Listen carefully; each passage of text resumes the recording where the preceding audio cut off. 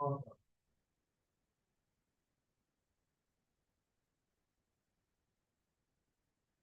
everybody, and here we go. Bismillah ar-Rahman ar-Rahim, and Assalamu alaikum wa rahmatullahi wa barakatuh, everyone.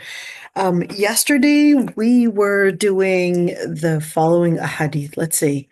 العمرة إلى العمرة كفارة لما بينهما والحج المبرور ليس له جزاء إلا الجنة. We talked about this hadith, and we said that there were numerous hadith that talked about from Umrah to another Umrah or the following Umrah, or from Jumu'ah to the following Jumu'ah.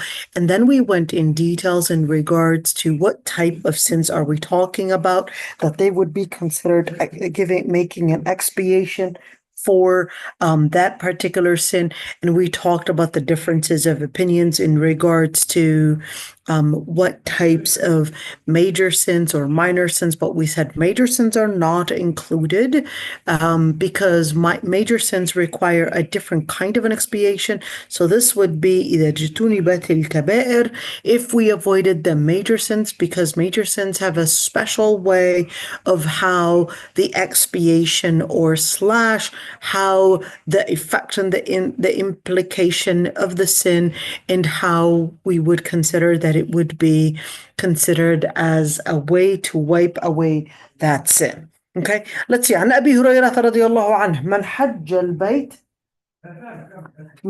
البيت فلم يرفث ولم يفسق رجع كيوم ولدته أمه. The person that basically does Hajj and does not engage in rafath, and we talked about rafath. So obscenity right there, commit sin, will return as if they don't commit any of that, then that's a person that will return from Hajj as if they had not committed any sin, therefore as clean as basically the day his mother bore him. ولم يفسق رجعا كيوم ولدته أمه لقنوا. Let's go for hadith number 182. لقنوا موتاكم لا إله إلا الله. لقنوا, let's see right there. He said, teach your dying ones to say there's no God but God. And we went in some details and we said لقنوا, it's not basically teaching per se, because to teach someone is to give them an information, but this is something that they already know. It's that moment they more need this type of instruction. They more need an instruction, a direction, a reminder. That's what laqinu is basically involving. It's not necessarily that you're teaching them, trying to process an idea, but you are instructing them, you are reminding them, you are taking that moment. And of course, what you want to avoid is saying something like, say la ilaha illallah. You don't want to make it like an imperative way, or being pushy or being angry, but you want to make it in a way that is lovable, a way that would give instruction, a way that would basically give a direction, a way that would maybe intimidate them to repeat after you. Because if they were to say La ilaha illallah, that would mean, inshallah, that that's going to be a sign of husn al-khatima, of a good ending, and perhaps on Judgment Day, Allah subhanahu wa ta'ala will grant them Jannah. So you could see لَقِنُوا مَوْلِتَاكُمْ لَا إِلَهَ إِلَّا اللَّهِ, and we talked about when that talqeen happens. It's usually before the start of all those secretions, and before the start when, of course, the person is completely dying out, because once the secretions basically start happening, that's when things become way harder than before, and certainly they would be out of breath, they would be out of power at that moment, and they're basically what is in the stage of called al-gharghara. Let me put that word down. The word is al-gharghara. What is al-gharghara? There is a hadith where the Prophet ﷺ, had mentioned that Allah subhanahu wa ta'ala would accept the tawbah ma lam yugharghir. What is yugharghir? Yugharghir actually means to gargle, but this isn't talking about to gargle per se. Okay, il-gharghara, meaning the sound itself is the sound basically of secretions. Okay, so when you say يغرغر, that's basically the sound of secretions. That's basically the sound that a person would be making, they would be basically deprived of air and oxygen because their body right now is not functioning well. So now the lungs are right now deprived of the main things that are keeping it alive. And that's why you would see, for example, the feet going outwards, which basically التفت الساق بالساق, you would see a change in the feet. They would be going outwards as if, I don't know how to explain outwards for you, but they would be reaching outwards, and you would see the body drying. And it takes a couple minutes to really see the finalization of that dryness. But of course, while the body is still heated, you want to make sure you get that body, the deceased person, of course, their body into a way where it looks like it's a prayer position. And the reason for that is that it basically makes it easier for the person who's doing ghusl to be able to move around the body. That way, when they do the ghusl, the joints are still not locked. So that's why you would want to make sure that the body is not probably reaching out, or probably the hands reaching, arm reach, or etc. Who knows what the state was in. So you want to make sure that you're putting it in a prayer position. So what does a prayer position look like? We're talking about the feet or the legs straight. You don't have to force any limb to straighten, so just leave it as is. If you can't do it, gently kind of move around the joints in the way that we would move around. So you don't want to, for example, move the joints in the way that they were not moving in. When the person was alive. Okay, so same thing with basically the arms. You're going to put it in a prayer position. The eyes, you're basically going to close it. The jaw, you're not going to leave it open. You want to lift it up. If it's not wanting to lift up, you can use some kind of a fabric right there or something, or even if you have maybe a tape or some kind of tape to basically lift up the jaw to give it the most, let's say, best position, even when it's time to bury the deceased, or it's time to wash them, it's time for their loved ones to see them, that they're seeing them in the most memorable and most good, let's say, image for them. So that's لقنوا موتاكم لا إله إلا الله. Just remember that the word al-gharghara, and that's basically to be done before al-gharghara right there. Let's see. عن جابر رضي الله عنه قال سمعت النبي صلى الله عليه وسلم قبل وفاته بثلاث يقول لا يموتن أحدكم إلا وهو يحسن بالله الظن. The Prophet ﷺ, سمعت النبي, or Jabir ibn Abdullah said, I heard the Prophet ﷺ before his death by 3 days, saying, none of you shall die unless they would have good thoughts about Allah subhanahu wa ta'ala. Is that what really, let none of you die except while having good thoughts about Allah subhanahu wa ta'ala? Wait a minute. So what does that even mean? لا يموتن أحدكم. Wait a minute. But do we actually choose how we want to die? No. So this is basically telling you, the Prophet ﷺ is giving you an instruction that when you are approaching death, or when somebody is approaching death, if you're approaching death, what you need to have is basically حسن الظن بالله. حسن الظن بالله is having good thoughts about Allah subhanahu wa ta'ala, like what? That He's merciful, that you're going to be forgiven, that you're going to go to Jannah, that you're basically, I guess, remembering the good things that you had done, etc. at that moment. Now, if you are not the person that's dying, and someone else is dying, then you're going to be reminding that person of the good things that they were doing. So you're going to remind them probably of maybe the orphans that they had adopted or taken care of, or the donations that they were given, or the lectures that they were giving, or the good things that they had contributed, or how she was a good wife, how she basically had good children, and all those different things that she had contributed or he had contributed in. So that's basically to induce that positive thought about Allah subhanahu wa ta'ala. So inducing the positive thought about Allah subhanahu wa ta'ala is basically part of husn al-khatimah, is part of husn al-khatimah. That takes me to remember Bilal ibn Rabah.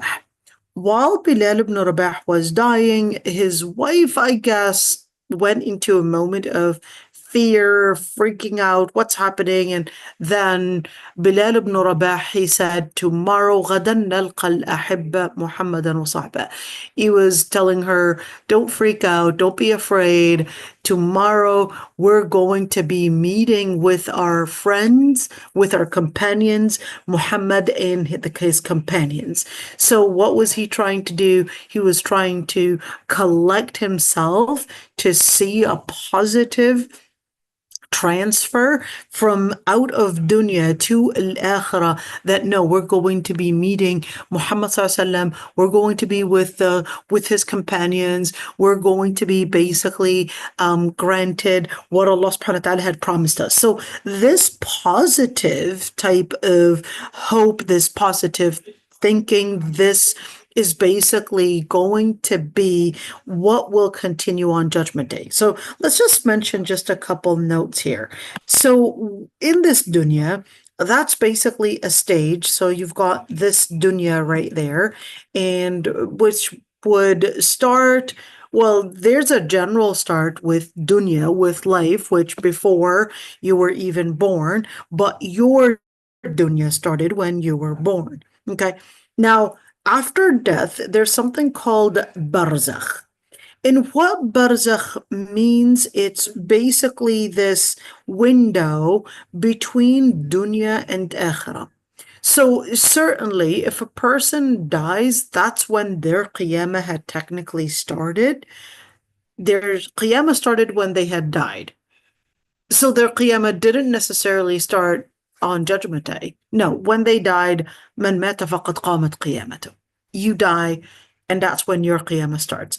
But the barzakh is basically this window, this time that the people are not fully in Judgment Day, and it's not Judgment Day happening to everybody.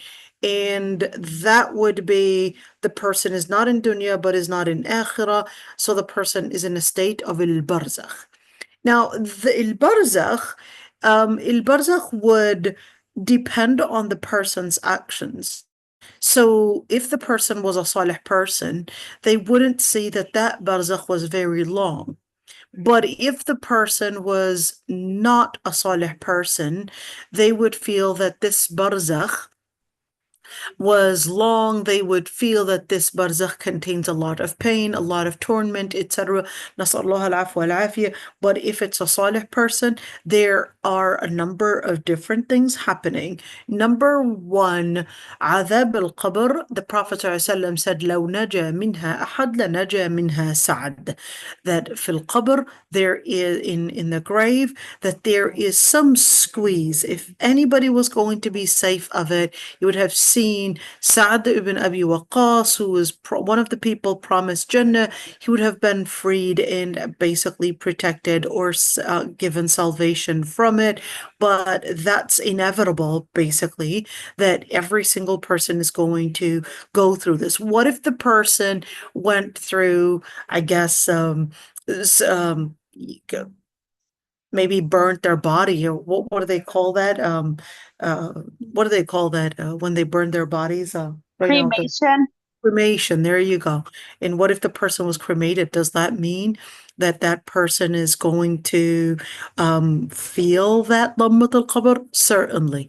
Whether the person was cremated and their ashes were basically thrown, I guess, on a helicopter to the world, etc., that doesn't change the fact that the person was going through lammat al-qabr. So it's not necessarily the actual grave. It's not the actual grave, this shaq that is, this opening that is in the ground that's going to make that, because al-qabr itself is not necessarily what you're seeing. So the actual qabr is not necessarily what is happening to the body within the ground.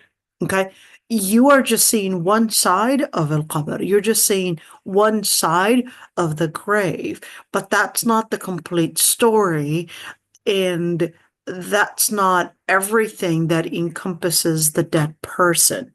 Okay? You're just seeing, we basically put this body inside this grave, and to us, we're seeing, well, this is where it ended. Rest in peace. Okay? R.I.P.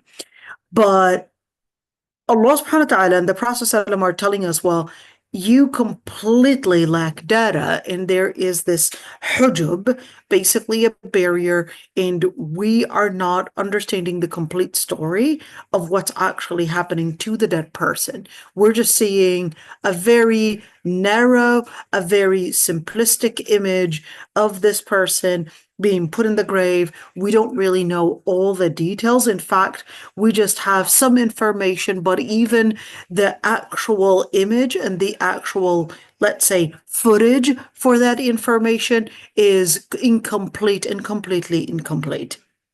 Okay, so this alam al-barzakh would have its own world. Do they meet one another? Do they visit one another? Can they at all come to us and talk to us, that is the dead, and have some communication with us in any way? It's a very interesting question, and this was actually long debated between scholars. The debate is quite interesting because it is part of alam al-ghaib, and is it possible that they can come to us in a dream, communicate with us, and tell us some of the things that had happened, etc.? And most scholars say yes, it is possible that, let's say, you die and you perhaps get a dream, they communicate with you and tell you, for example, this is what happened, this is what we went through, etc., and that this communication basically happens, but the person is limited to the amount of information that they can give you. And the Salihin had mentioned a lot of these kinds of dreams. The Salihin, and it doesn't only happen to Salihin, but it happens to people that are not Salihin too. How do they reach out? What happens? Do the souls come to us while we're alive? Here I am, I'm sitting down and I can sense my grandfather around me, for example. The answer is no.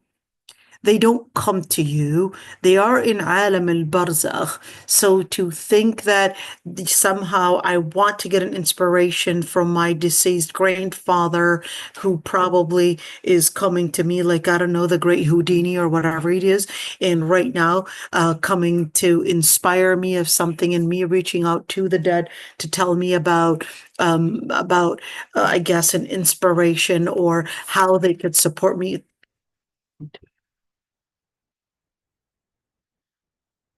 So that would all be fake. And in fact, Islam had come to tell us that that is a form of believing in legends. That's a form of believing in legends, making it reaching out to the dead as a form of shirk, because if the person is reaching out to the dead, that would simply mean the person reached out to somebody that is dead and not to Allah subhanahu wa ta'ala, because the dead is basically dead. They don't have the power to come back to life. They don't have the power to give you rizq or any provisions. They don't have the power to do anything to themselves, let alone do anything to you. So to reach out to the dead becomes basically nothing but nonsense. But to reach out to Allah subhanahu wa ta'ala is basically what Islam was teaching us in terms of aqidah.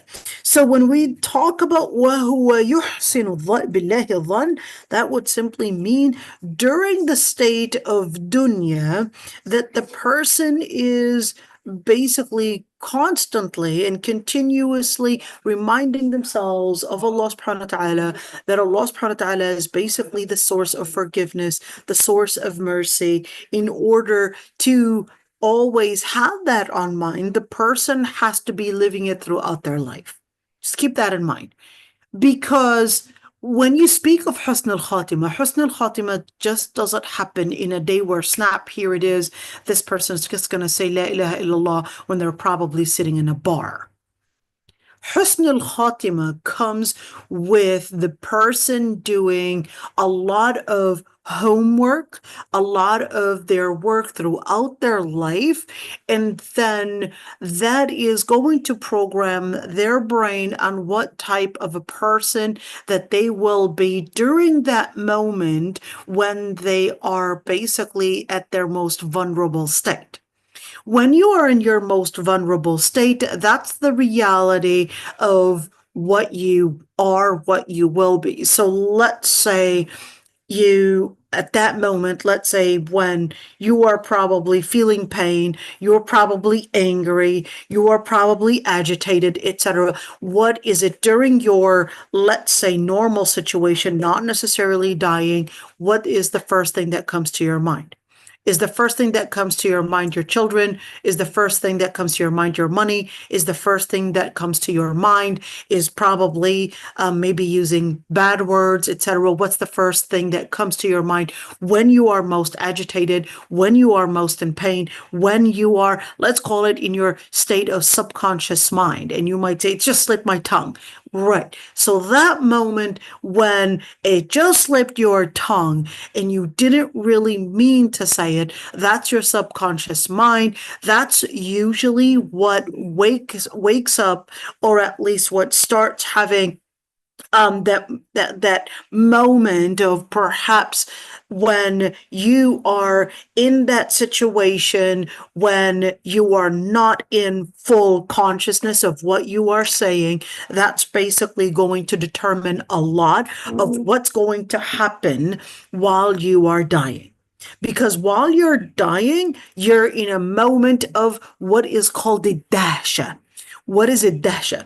Iddahsha is basically when you are in a moment of maybe some sort of not being conscious of fully of what you're saying, maybe as a result of a lot of pain, maybe as a result of anger, maybe as a result of confusion, etc. All of that combined together is basically what's going to happen to the person that is dying. They're going to be in lots of pain, excruciating pain, because why are they in excruciating pain in anyways? They would be in excruciating pain because if I were to, let's say, bring a needle and just prick you with that needle, what are you going to feel with that prick?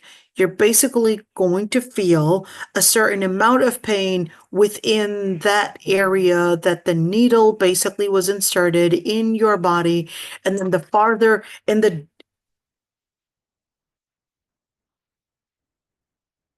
deeper inside is basically going to determine the amount of pain. And then certainly later on, the pain would basically, once it passes the nerves, of course, the bigger the space, the more the pain. So think of it this way, that right now a dying person is basically having each and every single nerve basically going through a dying mode. So when you were pricked with that needle or that pin, you were triggering that nerve there. But let's say a person is dying, you're triggering, you're killing every single nerve in the body. Okay, you're killing every single nerve in that body. So think of the amount of excruciating pain that the person is in. There was a story where I can't remember if it's Mu'awiyah ibn Abi Sufyan. I can't remember who exactly, but I know that it was Amr ibn al-As that basically had said that quote, if I'm not wrong, if I'm not mistaken. And when he was asked, how do you feel? Explain that the death feeling and what you're going through. And he said, it feels like I'm breathing through, I'm breathing through a needle. Feels like I'm breathing through a needle, like a small opening, a very small opening. And that's what it, and of course, that's basically that moment when that person is going through those secretions. And it feels like they're breathing through a very small opening because the lungs are basically filling with mucus. The lungs are filling with mucus, and because the lungs are filling with mucus, the air, the oxygen, etc., is basically not processing. Of course, the heart is shutting down, the body is not circulating the blood, etc. That's when the body is starting to shut down. And even in hospice and palliative care, they're basically tell you it's just nothing that we could do. The body is basically shutting down, and they'll even take out all the different tubes. They'll take out all those machines, etc., because those machines right now are really not doing anything. So even if they had the oxygen mask, yes, that person that is dead, you will see their body basically pumping the air going in and out. But is that person dead or alive? The person is dead. Even if it's basically pumping air, what it's this, you're just seeing a machine. You're not seeing the person breathing. Okay. And that's basically what the hospice, the palliative doctors will basically explain to you, that even if we are to use all those machines to basically bring electricity, etc., the person is dead. What makes the person alive is not necessarily, let's call it the physics of what is moving in the body, but it's the ruh. It's the soul that makes the person basically alive. Okay. Now, of course, are they capable of seeing the soul and any of that? Scientifically, absolutely not. Well, why not? Because وَيَسْأَلُونَكَ عَنِ الرُّوحِ قُلِ الرُّوحُ مِنْ أَمْرِ رَبِّي. They ask you about الروح, but tell them that الروح is from the matters of Allah subhanahu wa ta'ala. In other words, from the secrets of Allah subhanahu wa ta'ala. And وَمَا أُوتِيتُم مِنَ الْعِلْمِ إِلَّا قَلِيلًا.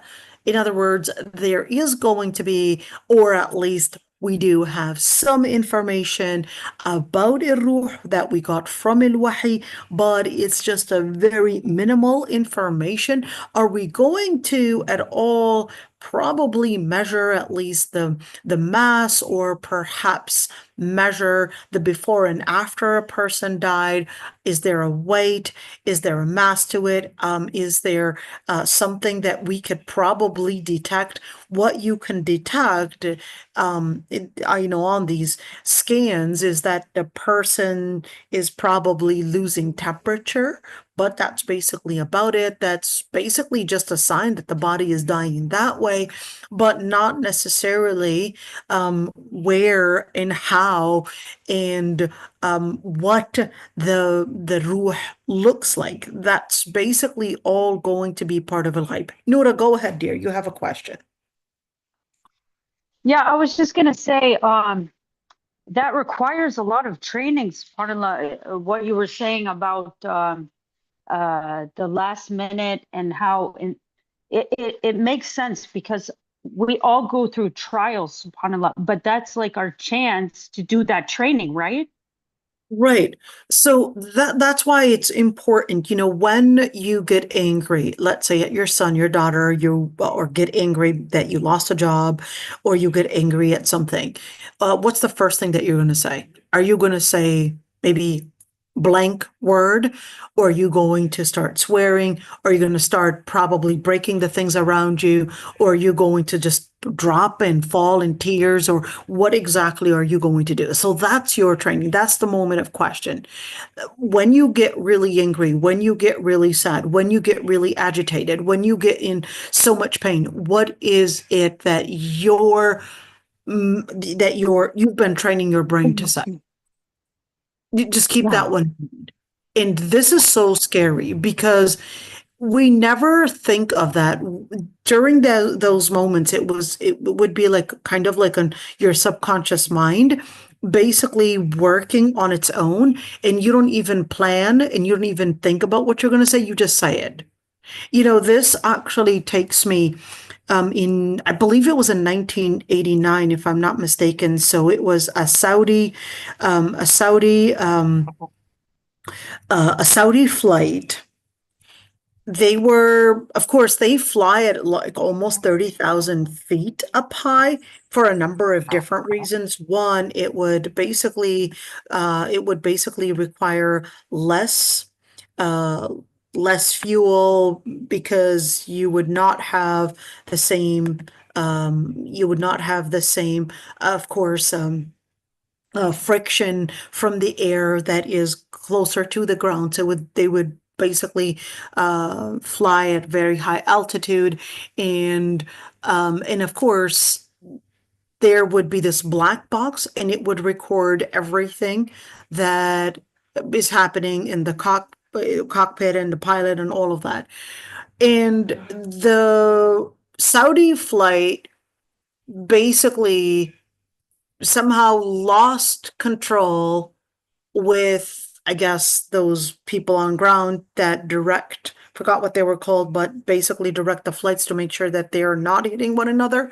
And then all of a sudden, within just a couple seconds, of course, it basically sees that there was a Russian flight right in front of them, but it was, of course, flying at very fast and very fast speed that he didn't even have enough time to think. Let me, kind of like in a car, we could think, hey, we're driving at 60 miles per hour. Now we could see something. Maybe I could think to, go left or right. But because you're flying at a very fast speed, it's not going to be enough to decide and to probably change the position because it was basically at a fast speed, and it was supposed to be the people on ground that are supposed to be directing these flights in order to basically not have them collide.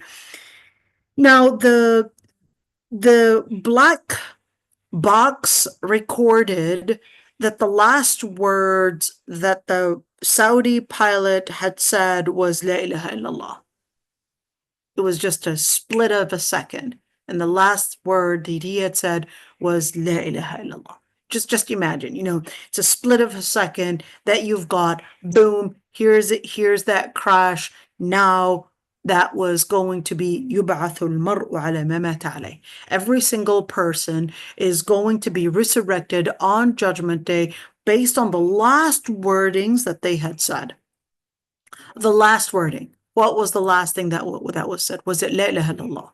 Was it probably, it's so common right now that when people are agitated, what word people would usually use, and it's basically blank word. And it's so sad that it had become just a very common culture that people would use these kind of words and not realize that this is not appropriate whatsoever to say, and especially for a Muslim, that Muslims shouldn't utter these words, whether in a moment of ease or whether in a moment of sadness or whether in a moment of anger. A Muslim does not say these kind of words. Exactly. Replace the bad words with dhikr. Subhanallah. Even when you're talking to your child, you're angry, Allah yikrimak, do this, or give a dua rather than using wrong words, and without you realizing, you are programming your brain to say certain words during anger, to say certain words during agitation, to say certain words during pain, etc. Make sure you learn how to program it right, program it in the way that it would come in your favor while you are dying, because your programming trial, your programming moment was basically given to you throughout your life. That's why it's important to memorize the Quran, to take a moment to memorize hadith, to take a moment to do the dhikr and continuously repeat the dhikr, because when you continuously repeat the dhikr, you're going to basically program your brain that that's what it would say when it's agitated, when it's sad, when it's angry, when, and then it will basically be there for you to let your subconscious mind basically come to the rescue, to give you that reminder, to give you that dhikr, to give you that moment of awakening. Yes, your subconscious mind would basically bring in that awakening for you, and you may not even realize it, but it's basically coming to, it's paying off basically. While you were doing all that repetition, your brain was basically taking in that training, taking in that repetition, that programming within your brain. Okay, يحسن الظن بالله, is that necessarily just a word to say? No, حسن الظن بالله is basically what you had been living in every single time. Probably, maybe you go through some sort of an illness. What is that person thinking of? Oh, why me? Why am I always suffering? Why am I the only one that's going through this? If this is what this person is saying throughout every single calamity that they go through, then this is not going to channel well if this would be their ending. This is not going to channel well. So we have to train the person. You lost, for example, you lost a child, you lost a loved one, you lost perhaps your business, you lost maybe your schooling, you failed a grade, maybe your health is deteriorating, etc. All these different things. You want to remember, program your brain to rethink in a positive direction. And that's a Muslim. عجبا لأمر المؤمن. A Muslim is different than all the other people. If they're going through a calamity, they don't think of the calamity, but they think of hope. If they're going through pain, they don't think of pain, but they think of healing, because they recognize that healing is in the hands of Allah subhanahu wa ta'ala. If they go through a sin, now that's a tricky one, because if the person is going through a sin, they're committing a sin, okay? Should I remind them of forgiveness, or should I remind them of a punishment? If the person is not repenting, the person at that moment is committing the sin, we should remind them of Allah subhanahu wa ta'ala's torments, of the punishment, etc. But if the person had committed the sin, and this person is repenting, and you could see regret on this person, you could see the guilt, you could see that the person is wanting to have hope, they really regret it, they don't feel good about it, etc. Now it's time for me to come in, or at least this person, to remind them of the hope, because we cannot live as Muslims in just hope without that fear. We have to live in order to balance between fear and hope.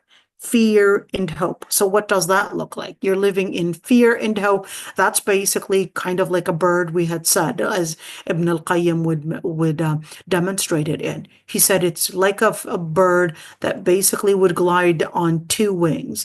Those two wings, one is giving fear, the other one's giving hope. One would give them the balance, and there's no balance that can happen unless the person is afraid of a torment to commit a sin and is also hopeful to move forward and glide in order to basically look for perhaps the future of maybe treatment, the future of probably provision, the future of probably mercy, the future of probably forgiveness, the future of hope, etc., in all different corners. So that's basically the psychology of a mu'min. The psychology of a mu'min throughout their life, they don't know what it means to be in failure. They don't recognize failure because they see failure as a way to basically work harder, to basically figure out what was wrong, to learn from the mistakes in order to make another trial, to basically not commit it again and move on and basically change. Of course, we're not, if you make the same mistake over and over again and you don't learn from your mistake, it's kind of like what Einstein said. Hey, you would only be one thing, which is either crazy or stupid. Commit the same mistake over and over again and still not learn from it and think that if I do it again, maybe another conclusion or another result is going to happen. You already did it a few times and you had already seen the conclusion. It's about time that you recognize that you're not going to change. You're not going to change the physics and you're not going to change the reality that Allah subhanahu wa ta'ala had created nature in. So don't expect it to change for you. And that's the same thing. So Allah subhanahu wa ta'ala is basically telling us and giving us those key things to help us know that, hey, you had committed these wrong things. This is the outcome. Now you recognize that you have to change your lifestyle, whether it's your eating habits or whether it's your lifestyle, who you're hanging out with. This is key. Who are you spending most of your time with? Right now, I know most people are becoming introverted because they're spending their time online and they're making basically let's call it a different kind of a life online, but that doesn't necessarily mean the person is not held accountable for what they are doing online, because you can go online and see good things through gems of light, or you could basically go through other things, and you know what, and we don't have to go in details because everybody knows it. You can choose to click gemsoflight.com, Quran, or you can choose to basically go for another website. But that's going to determine your future, your programming, and certainly what happens in your heart, how your heart processes all that information. So, يحسن بالله الظن, basically, like we said, the person having that dhann, that hope in Allah subhanahu wa ta'ala at that moment. There's so much details, people would always ask me, I know, right here, لَقِّنُوا مَا وَلْتَاكُمْ لَا إِلَهَ إِلَّا اللَّهِ, people would always ask me, so can we, especially in, let's say the dead person is coming in a dream and telling the person about something. Number one, we can only use that as an inspiration, but no ruling is going to be derived from that. So what does that mean? There is a very interesting, not just one, but very many interesting stories of maybe Salihin. And a lot of it was actually mentioned in books of Siyar, in books of history, in books of the Salihin. And they would say, I had met, for example, this scholar, and I had met the Salih person, and this is what they had said. I had met, this is what they had told me. I asked them this question, etc. And some of them are really quite interesting. And one thing I would like to maybe just bring to your attention. I had seen a couple stories saying of something similar. Don't take this as, ilm per se. This is not ilm, okay? But this is more anecdotal and from the different scholars and what they had said. So the different scholars, and at least from uh, the books of Salihin and Siyar al-Salihin, and they would usually mention a couple things in regards to when they would meet these people. It would usually be one, a short dream. It wouldn't be something very long. They would memorize and they would remember all the details of the conversation and what was said. And three, many times the presence of men dressed in white, tall men dressed in white are many times mentioned, that they were present there. They don't usually speak, they don't say much. They're just there as guards, and that the first thing that comes to your mind is that these people are somehow guards to something, that they're something magnificent.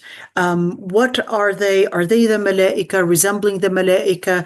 Many of the scholars, they had mentioned that it more resembles the malaika, but there's no hadith really or textual evidence that proves that. But you could see the mufassirin al-ahlam, they would mention some of those at least notes, but there's really, even for tafsir al-ahlam, by the way, for um, interpreting dreams, it's quite hard to talk about dream interpretation. I'm just gonna just you know just mention a couple things, because many times people, when they would have loved ones basically coming into their dreams, they get so inspired and they start searching for somebody to interpret the dream because it reminds them of something. Is it a message they're trying to give me, etc.? And then they would get, I guess, so intimidated to know, is it a message they're trying to give me, etc. Now, one thing is that let's just assume that this person was sending you a message. In this life, we cannot depend on a dream to say, well, this is what we need to implement based on a dream. We cannot use your dream as evidence whatsoever to make any ruling or judgment on ground. So let's say you got a dream saying, I want you to give, let's say, 1/3 of my money donations to Gems of Light, for example. Okay. We cannot use your dream as an evidence to say, yeah, sure, Gems of Light right now has the right. X said that she dreamt that this person said that they're supposed to donate for 1/3 of their will, or 1/3 of their money to Gems of Light. We cannot use this and say, I've got my evidence right there. Please come forward, Noura, tell them the dream, and we're going to start documenting that. This dream is basically just an inspiration, good for you, but we cannot use this dream as evidence in any way for legal or even Sharia legislation whatsoever. But you can get that as an inspiration. You would like to say it, well, if the people that basically are the inheritors, and they said, you know what, I trust Noura, and I'm going to let go of, let's say, part of my inheritance just to donate, because I know this person loved Gems of Light, because I know this person basically wanted this to flourish and the ilm to flourish, etc. And I would really trust that. And another person said, hey, I had a similar dream like that. And then the inheritors, they agreed to it. Well, that's fine. If they agreed to it, then we could basically, only if the inheritors agreed, that we could say, well, yes, upon consent from the inheritors, that we could probably apply this dream. But not only and not unless the inheritors would approve it. In other words, the dream would be just a dream, an inspiration, but not necessarily something to implement on ground.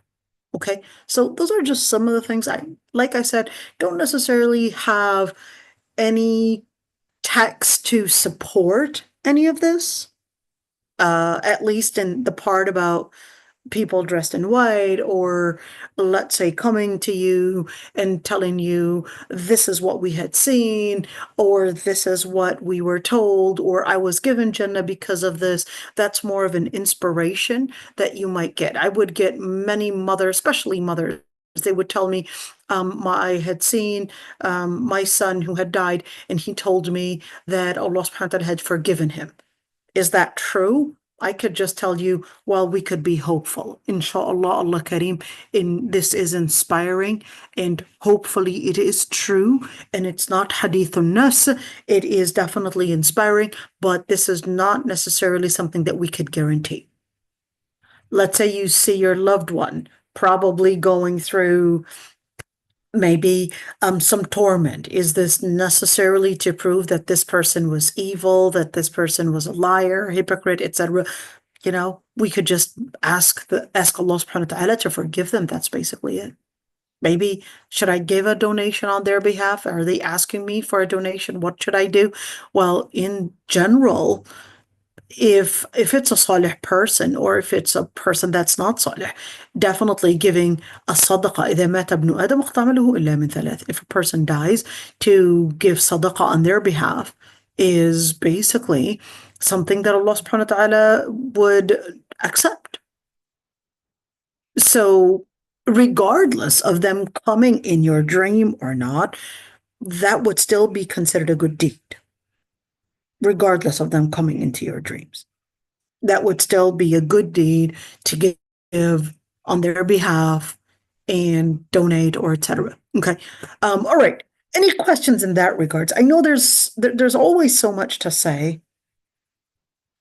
There's always so much to say. I don't know if I should say this, but I'll tell you a funny story. I dreamt that I entered Jannah. And it was like on the threshold, so not really inside Jannah.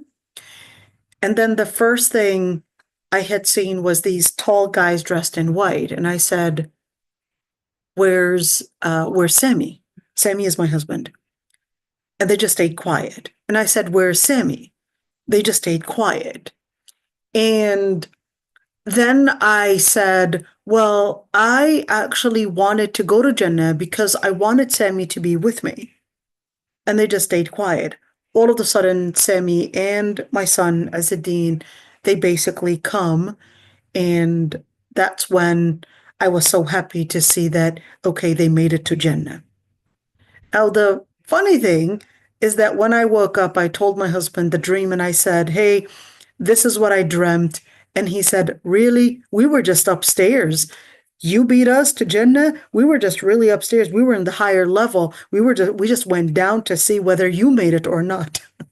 Not the other way around. So yeah, guess Ya Rabbi, may Allah subhanahu wa ta'ala promise us all Jannah, Ya Rabbi. Just a little funny thing.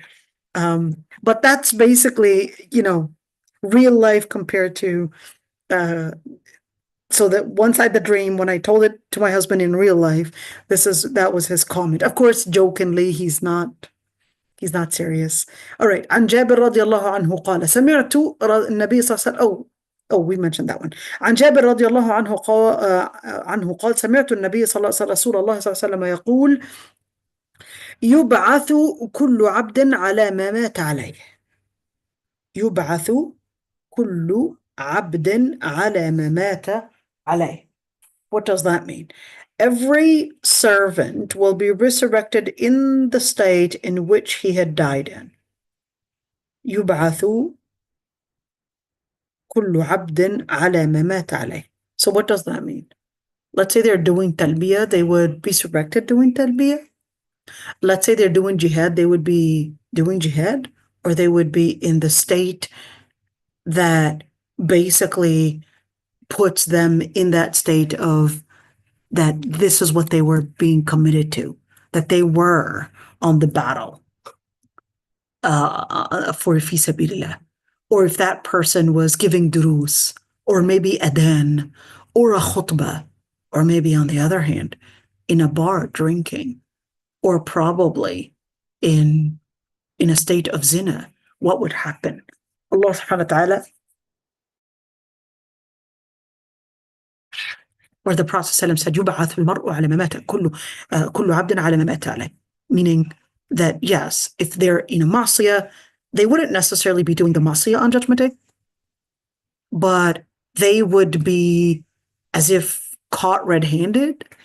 They would be basically in that state that they were not wanting to submit to Allah subhanahu wa ta'ala, in a state of fear, of course. And if a person was in a state of maybe talbiyah, in a state of maybe jihad, in a state of maybe adhan, or in a state of making dhikr, in a state of sujood, then on Judgment Day, this is the status that they would be in. They died while making sujood. You know, we have part of the family that, I mean, the family that it's kind of like a tribe. And then we have one side of our tribe, we have a family that 4 generations, they all died in sujood. So that would be the grandson, it would be the father, the father, it was the grandfather, it was the great grandfather. They all died in sujood. One generation after another, they would die in sujood. And subhanAllah, it's just an inspiration. All right. So, يُبْعَثُ كُلُّ عَبْدٍ عَلَى مَا مَاتَ عَلَيْهِ. May Allah subhanahu wa ta'ala, ya Rabbi, give us حسن الخاتمة. Let's go for hadith. عن أبي هريرة رضي الله عنه عن النبي صلى الله عليه وسلم قال: أسرعوا بالجنازة فإن تك صالحة فخير تقدمونها. فإن تك صالحة فخير تقدمونها، وإن يكن سوى ذلك فشر تضعونه عن رقابكم. Okay? أسرعوا بالجنازة. Let's say, hurry with the funeral, for if it is good, then you're bringing it forward for good.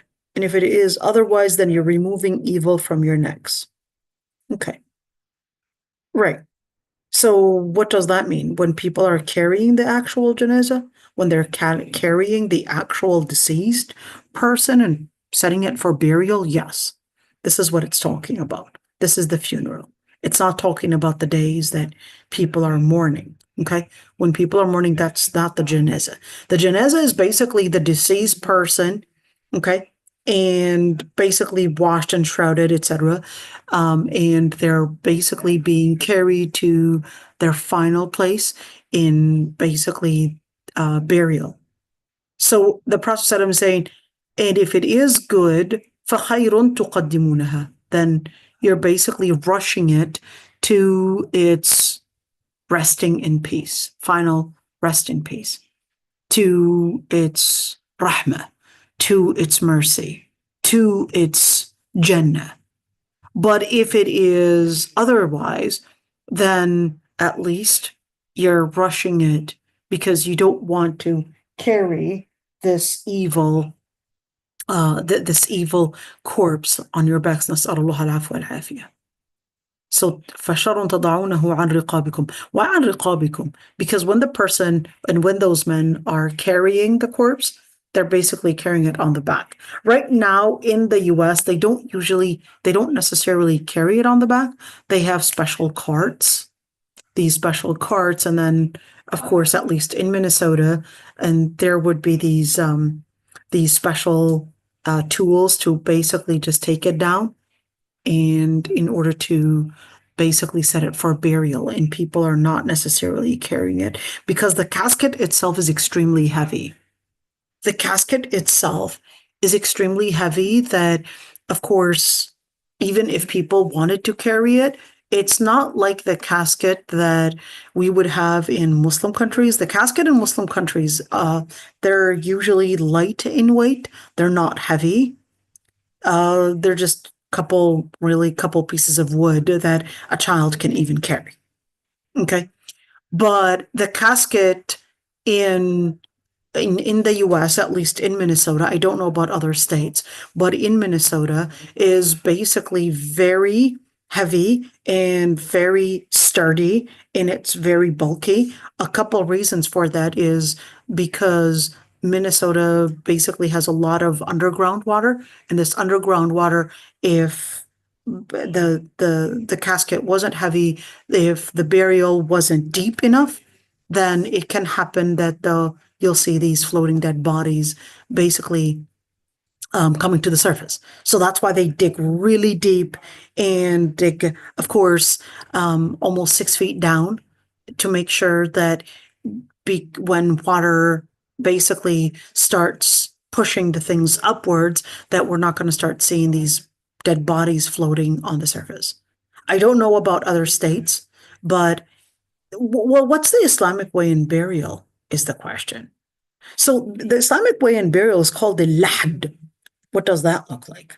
Okay, I'm going to show you that. Maybe I can show you. It's completely different. I'm going to do this one, al-lahd, and I'm going to show you that al-lahd wa shaq. Okay, so show it.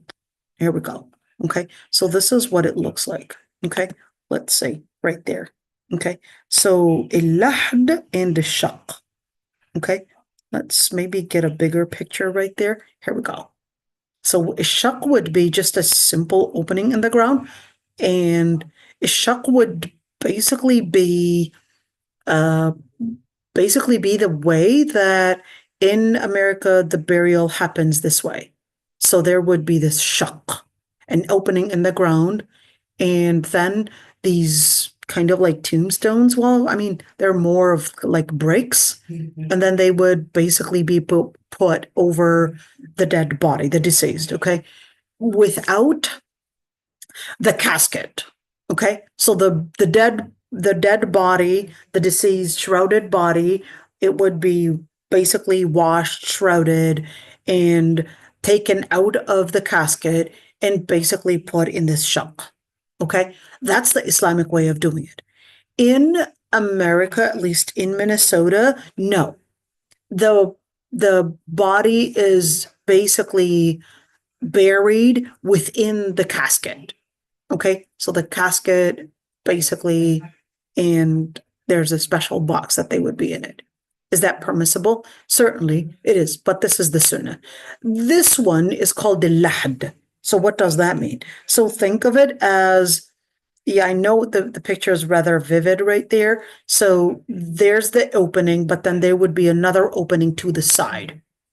That would be lahd, an opening to the side. And then once the dead person, the deceased, is basically inserted inside this opening that's basically on the side of the grave, that's when they would get something similar to these bricks right there. And then they would be basically put over this person to kind of make like a small room. And then they would get some of, like, not cement per se, but it would be, whatever is on the ground right there. They would mold it basically to mold it together in order for it not to continue moving. And then, of course, once the grave is closed up, of course, this mold would, whatever they had molded these things together, would basically keep it intact. So that would be lahd, and this would be shaq. Okay, this would be more as the sunnah than this one, but both are permissible. Okay, let's see. فشر تضعونه عن رقابكم نسأل الله العفو والعافية. عن أنس رضي الله عنه عن النبي صلى الله عليه وسلم قال يتبع الميت 3 فيرجع 2 ويبقى معه 1 يتبعه أهله وماله وعمله فيرجع أهله وماله ويبقى عمله. on the authority of Anas, that the Prophet ﷺ had said, 3 things follow the dead person, 2 of which return and 1 remains with him. His family and wealth and deeds follow him, and his family and wealth return, but his deeds remain. That's definitely scary. Definitely scary. So the deceased person, you would basically get all these different things. Your family is coming along, your wealth is basically also coming along, but then the actions are the only things that remain. It's basically of what records you were keeping, what you had done. Now the person is face to face with recognizing the deeds and all the different things that they had contributed. Family goes back, wealth goes back because it gets distributed between the family, and they might even go in some kind of a dispute over the wealth because each one is basically wanting a certain portion, and their selfishness comes to the surface. وَيَبْقَى عَمَلُ. The only thing that stays is basically the actions that the person had basically invested for their akhirah.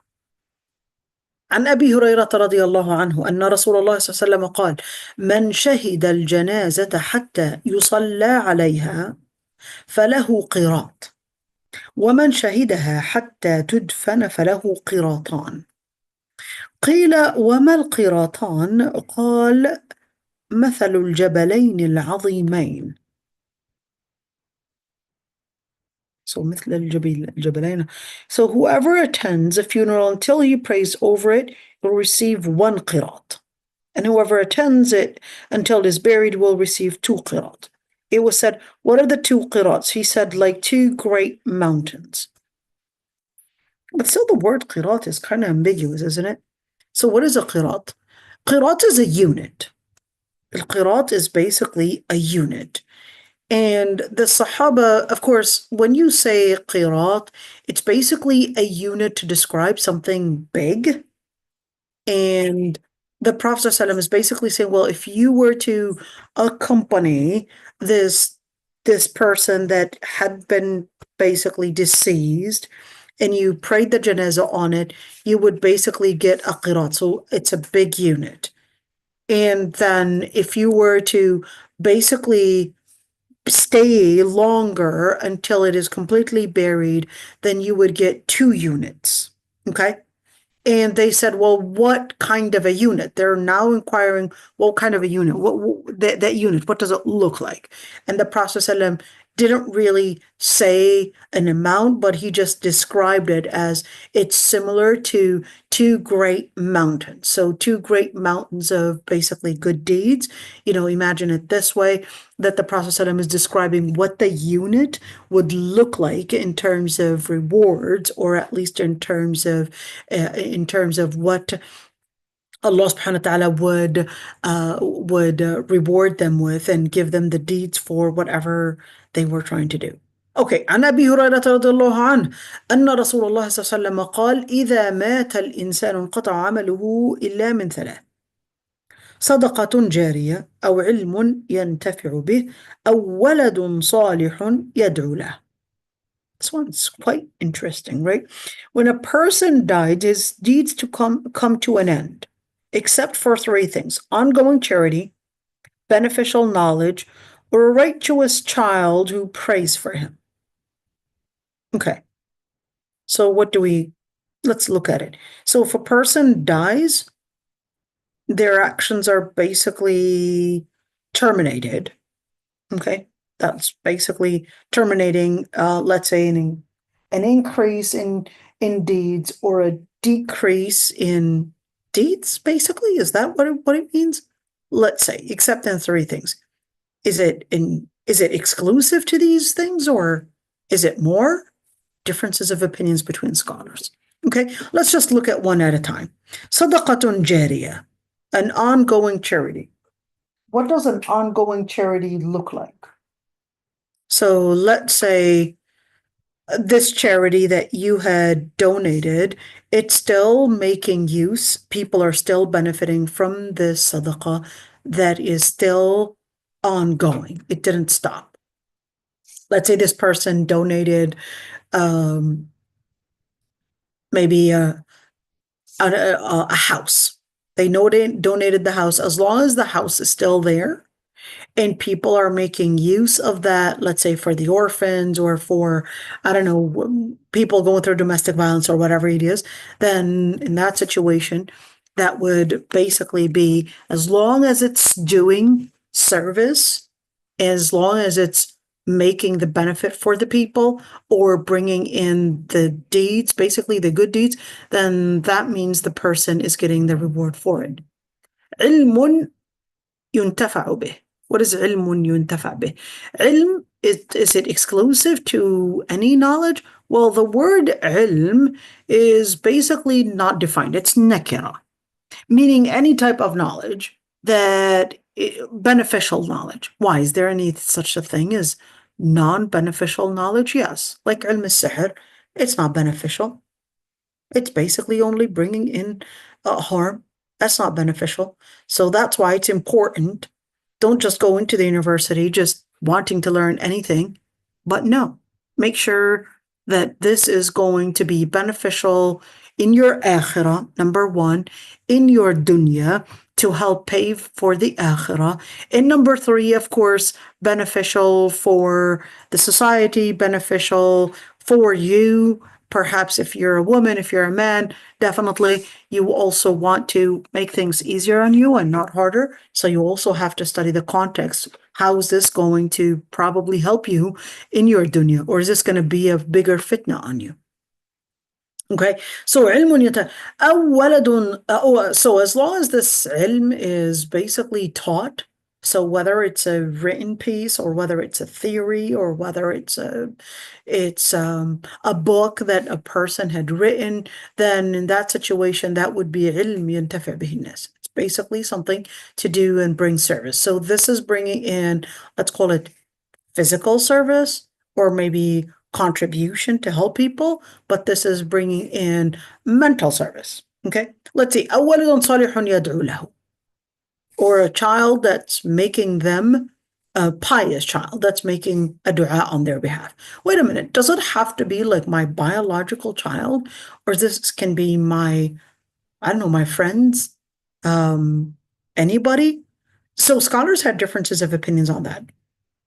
They had differences of opinions on whether it can be more inclusive. So in other words, it doesn't necessarily have to be your own biological child.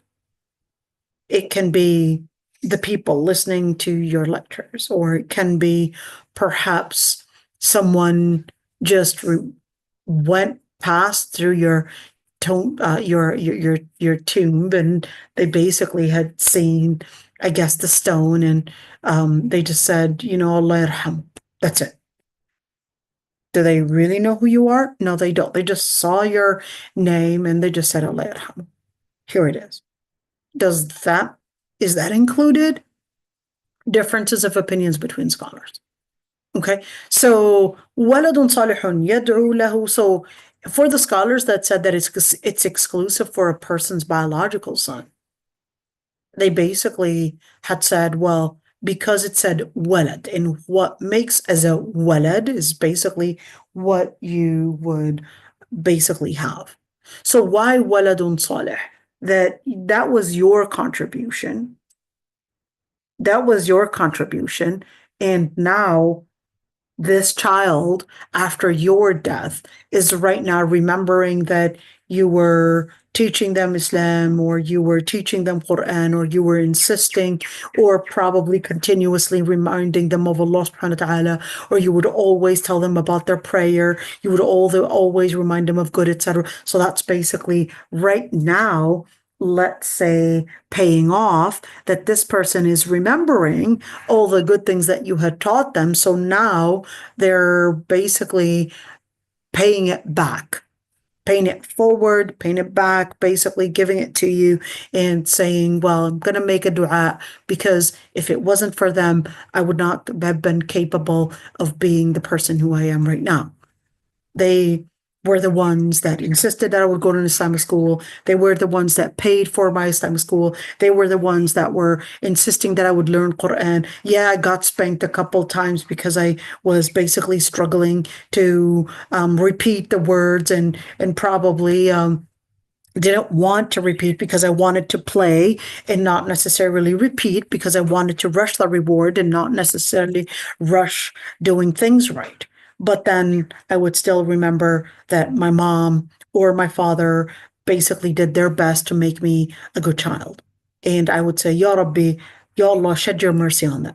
Ya Allah, forgive them. Ya Allah, maybe decided to do that contribution. So the scholars had differences of opinions on whether this is exclusive to these or whether it can be more inclusive. So what do you mean? So let's say I wanted to read Quran on behalf of, I don't know, a deceased one, my grandfather. Well, maybe my grandfather. Let's just leave it at that, okay?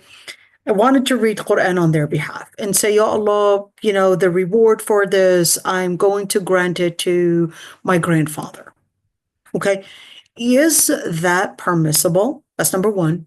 Two, does that actually work?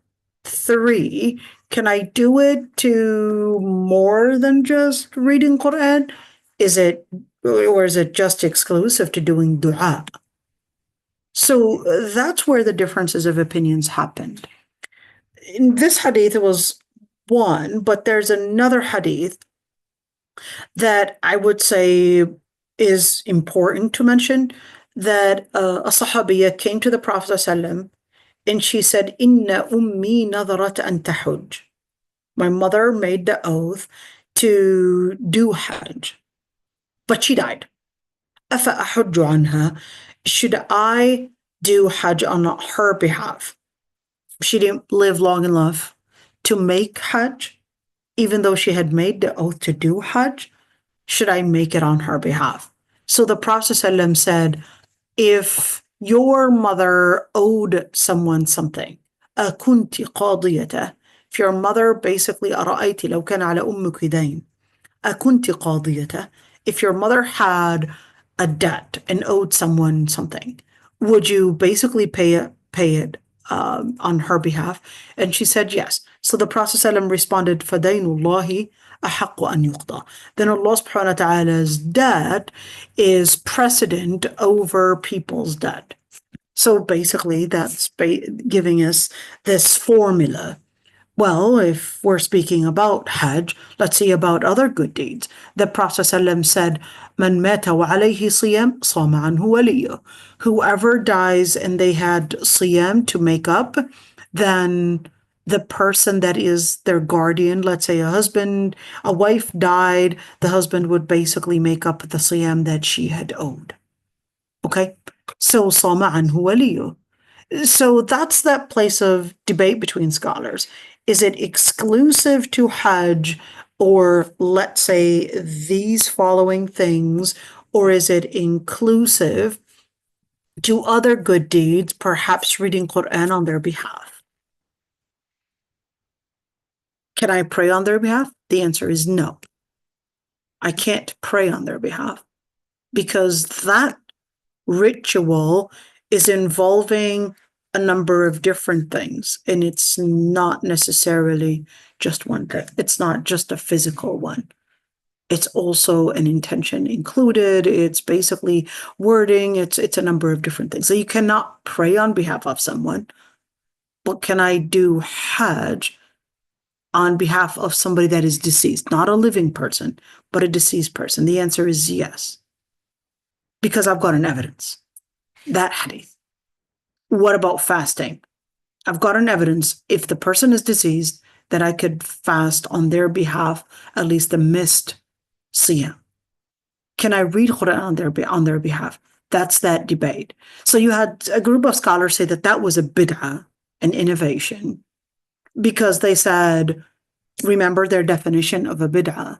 their definition of a bid'ah, well, if it's a ritual, if it's any good deed done to get closer to Allah subhanahu wa ta'ala, then that would make it as classified as a ritual. And in order for a ritual to get accepted, then it must be done based on how the Prophet ﷺ had mentioned that it should be done in, and therefore you cannot do it based on a general evidence in the Quran and Sunnah. The other scholars that considered that it wasn't a bid'ah, they basically did this analogy and said, well, if we have evidence to support that they can do Hajj on their behalf, they could do Siyam on their behalf, and certainly they could even make a dua on their behalf, or probably give maybe a sadaqah on their behalf, then why would we exclude reading Quran, for example, on their behalf? So that was basically that analogy, considering that, no, it's more inclusive than that. Okay, so just laying out those areas for us to understand why would some scholars say that it's a bid'ah and others not say it's a bid'ah, and others consider that, no, that's a good contribution. And how do we understand all of this? Does my deceased loved one basically get the reward? Do they not get the reward, etc.? I'm just letting you know. We can't guarantee, but I'm just letting you know those differences of opinions and where they're basically coming to a certain, I guess, a certain result, and in their let's say research and how they got to it. So this is it, inshallah. Subhanak Allahumma bihamdik, nastaghfiruka wa natubu ilayk, nashhadu an la ilaha illa ant. Inshallah, we will inshallah continue tomorrow, and with hadith 189. We're almost there. We're almost there, Noda. Almost there. We only got how many? 10 hadith? There you That's go. That's amazing. Allahu Akbar. Allahu Akbar. There you go. So we're almost there. This is it, inshallah. And inshallah, hopefully maybe tomorrow we can finish 5 more, maybe 2 more classes, and we'll be done, inshallah. Inshallah, maybe even 1. So it depends on what kind of an inspiration we're getting for every single hadith. So this is it. Subhanakallah wa bihamdik, nastaghfiruka wa natubu ilayk, nashhadu an la ilaha illa ant. Let me just end. If there are any questions, I'd be happy to answer it before ending the recording. Assalamu alaikum. I do have a quick question. Go ahead, dear. What are the etiquettes, the Islamic etiquettes for visiting someone's grave? Is it okay to talk to them, just say salam and make dua for them? Can you tell them the happenings in your family? And what are the etiquettes of visiting the grave of a non-Muslim family member? Okay, so a Muslim family member is different than a non-Muslim family member. So I'll explain the two. Number 1 is that in general, the Prophet ﷺ had taught us that in visiting the Muslim grave, that we would basically say, Assalamu alaikum dara qawmin mu'minin, antum sabiqun, wa nahnu insha'Allahu bikum lahiqun. Allahumma aghfir lana wa lahum, Allahumma arhamna warhamhum, Allahumma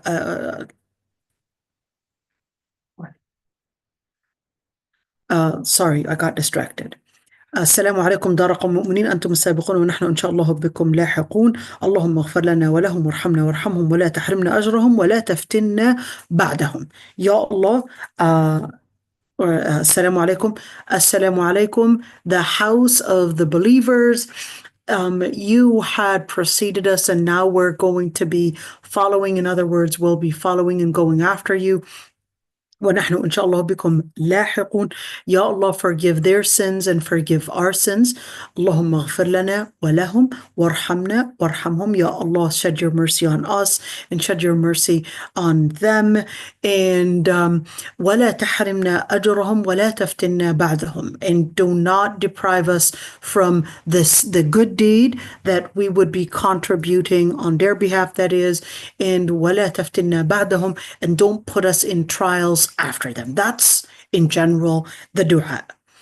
Now, scholars had differences of opinions on whether when you're entering the gravesite, the cemetery, are they really hearing you or are you talking to yourself?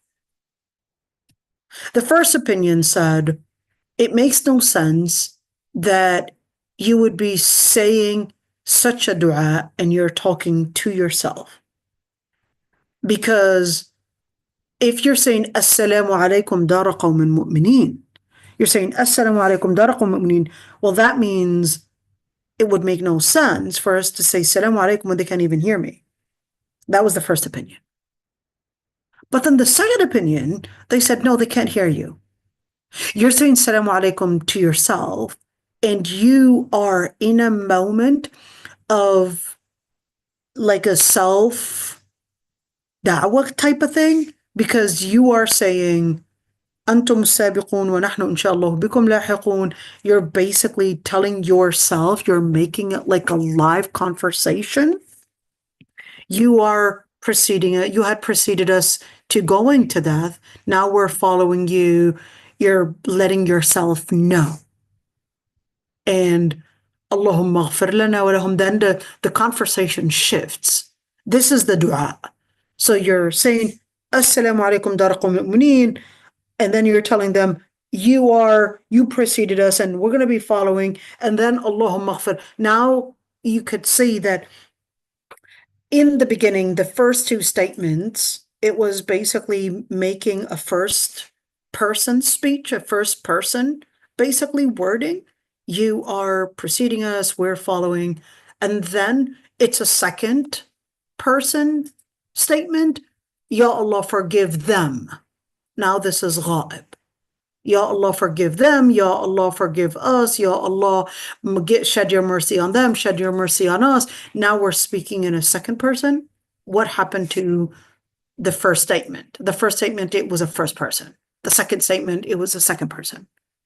Okay, so that's that place of debate. The second opinion basically said that that doesn't mean that they're hearing what you're saying, but that's basically you taking the moment to recognize where you're heading, a moment to live, فَإِنَّهَا تُذَكِّرُكُمْ بِالْآخِرَةِ, as in the other hadith, that it's a moment to remind you of al-akhirah.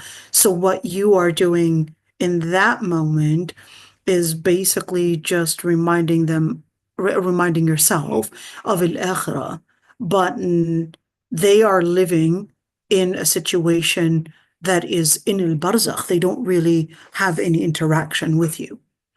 The second thing is that there is that statement when the Prophet ﷺ on Judgment Day, when he would attempt to give from Ma'il Kawthar to certain people, and then then Allah subhanahu wa ta'ala tells him, إِنَّكَ لَا تَدْرِي مَا أَحْدَثُوا بَعْدَكَ. You don't know what they had done after you. In other words, these people are not going to be included as part of the Muslims. Therefore, إِنَّكَ لَا تَدْرِي مَا أَحْدَثُوا بَعْدَكَ. There's another, you don't know what they had done after you.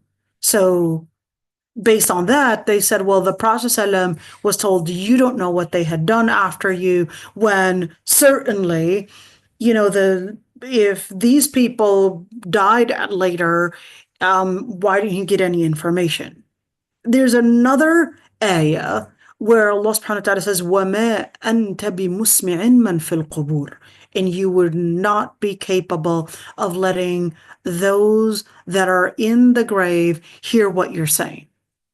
But there's another story when the Prophet ﷺ, during the Battle of Uhud, the people of Quraysh that were killed, they were basically combined, basically the corpse, and they were thrown in a well. In other words, to bury them in this well instead of staying out on the ground and in the wilderness like this. So they were just combined and thrown in a well. That's when the Prophet ﷺ calls on to them and says, Abu Jahl, did you find what I had told you about? And then he would name one after another. Umar ibn al-Khattab inquires, he says, well, can they actually hear what you're saying? And the Prophet ﷺ tells him, well, you are not more capable of what they're basically capable of. In other words, they're capable of hearing what I'm saying.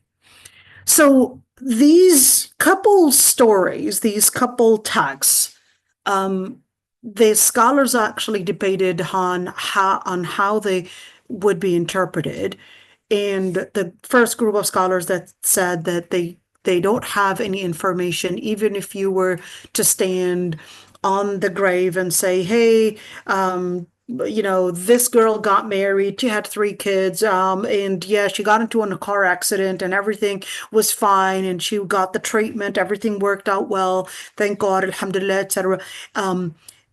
The first one, the first group of scholars, they said, well, they are capable of hearing you. Do they care about what's happening in your dunya? The answer is, well, they're going through a lot more serious stuff than your dunya. So to them, Ali ibn Abi Talib used to say, if they were to say anything, they would have said, وَجَدْنَا أَنَّ خَيْرَ زَادِ التَّقْوَى. We had just found that the best thing that you can gain is really taqwa. The second group of scholars, they said they can't hear anything.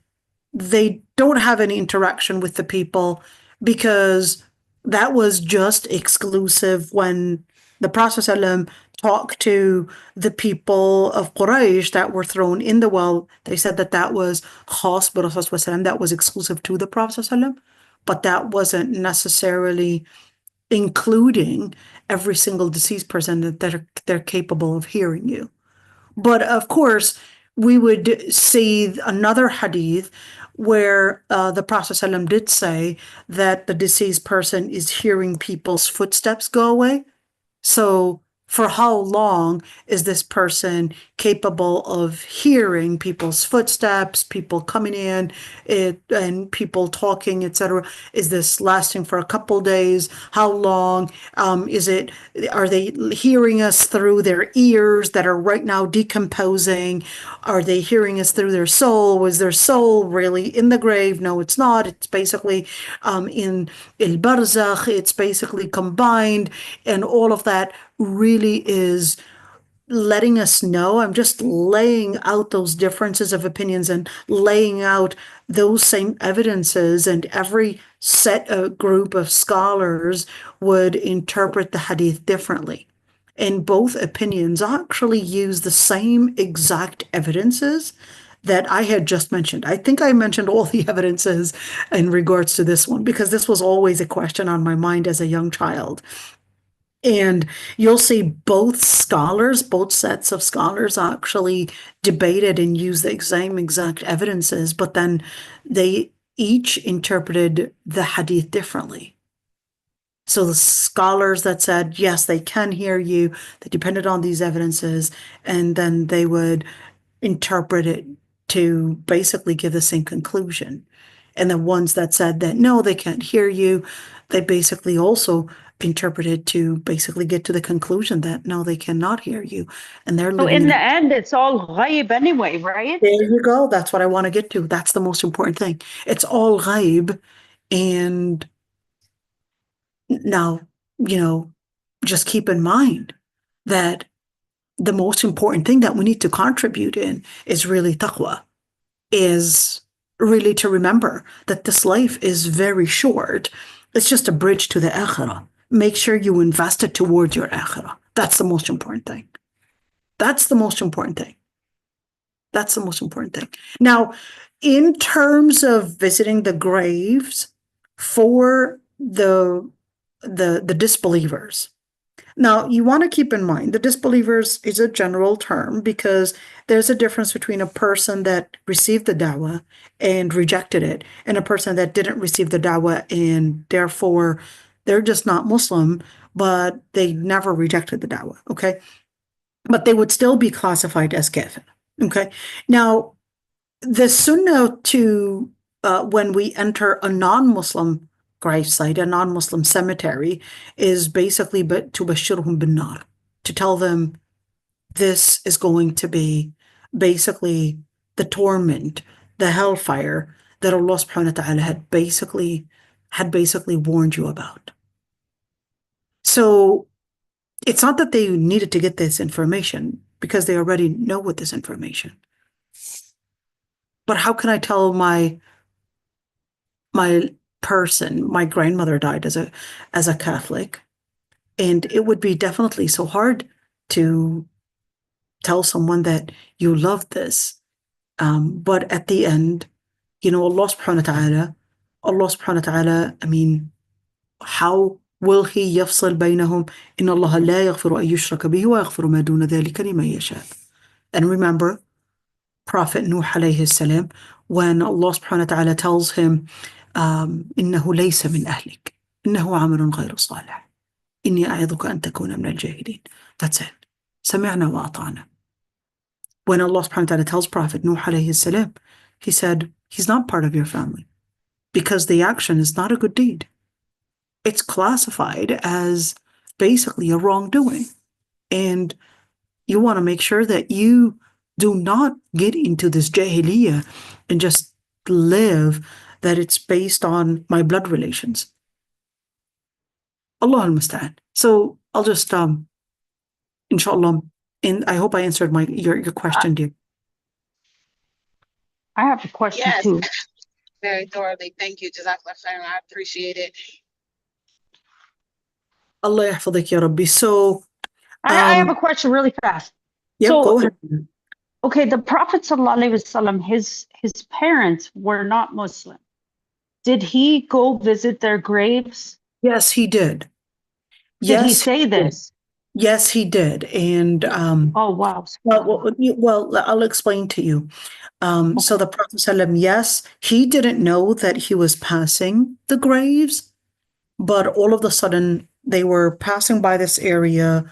That's when the Sahaba were standing right there, and all of a sudden the Prophet ﷺ was crying really, really, really hard. And the Sahaba, they just started crying along. They were in total confusion. What is he crying about? He couldn't even stop crying, and he was Ya Allah. crying like a baby. It's like, just all of a sudden. And then he said that Jibreel had told him that this is where they're buried. That's where his mother was buried.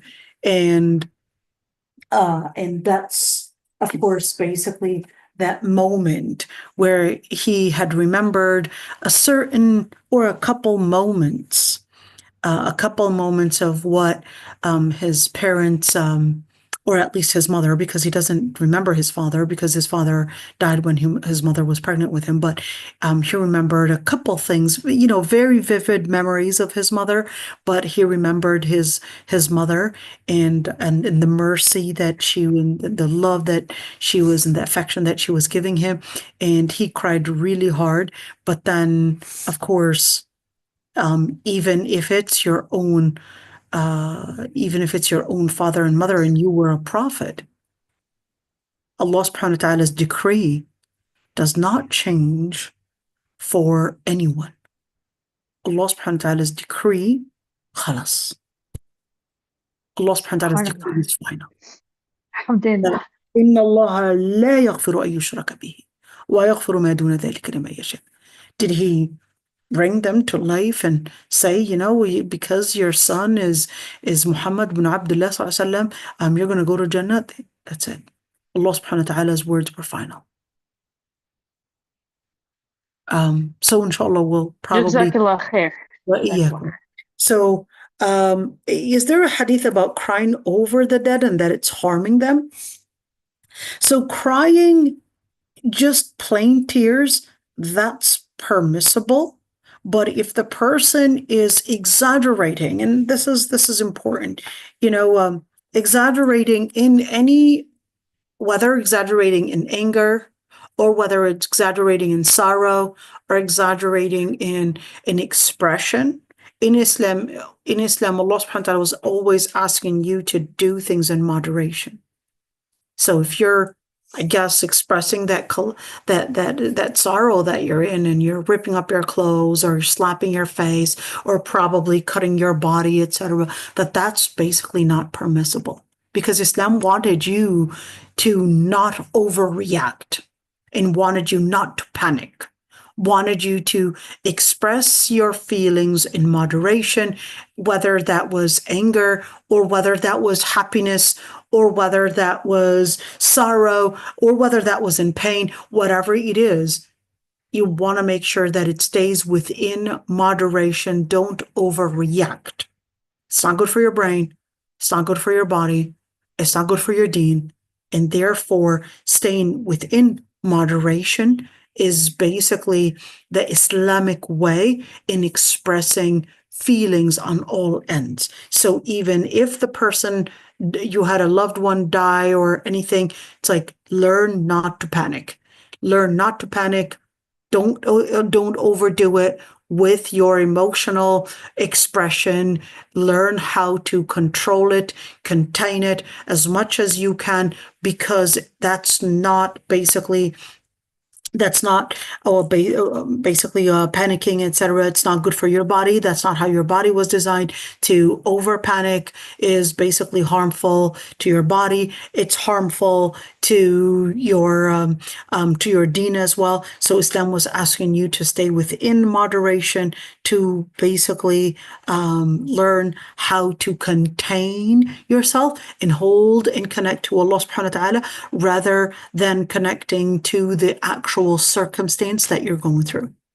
So in other words, it's redirecting your vision and redirecting the way you see whatever is happening around you from the lens that Allah subhanahu wa ta'ala is going to basically contain everything. In other words, don't over panic, even if it's the death of a loved one, because in the end, Allah subhanahu wa ta'ala is the one that basically gives, whether it's survival or gives rizq or whatever security you're looking for through this person, etc. You have to see it through Allah subhanahu wa ta'ala, and therefore crying and exaggerating and ripping up clothes, etc. is impermissible in the religion entirely. In fact, the Prophet ﷺ had basically said that these people would be cursed. And that's pretty scary. Nas'Allah al-afwa wal-afiyah. So this is it, inshallah. And subhanakallahumma bihamdik, nastaghfiruka wa natubu ilayk. Gonna end the, how do you do this? Wait.